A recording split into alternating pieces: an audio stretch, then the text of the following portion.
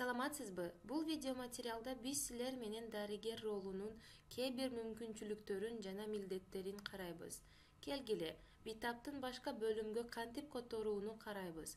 Бул үчүн оңдоо аракетин тандайбыз.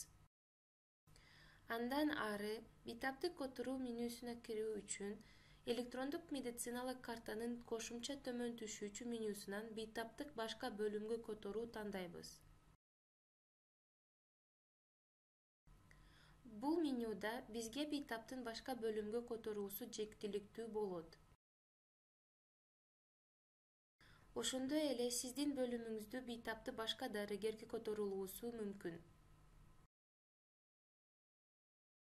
Бейтапты башка бөлүмгө которуу үчүн бейтап которула турган бөлүмдү тандоо керек. Андан ары бейтапты которуу күнүн жана убактысын тандайбыз.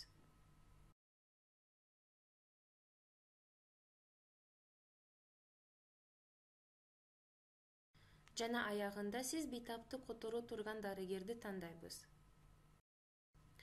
Бардык талааларды толтургандан кийин сактоо басканда бейтап башка бөлүмгө ийгиликтүү которулган болот. Бейтапты өз бөлүмдүн ичинде башка дарыгерге которуу үчүн дарыгерди тандап, күн жана убакытты көрсөтүү керек. Андан соң сактоону басыңыз.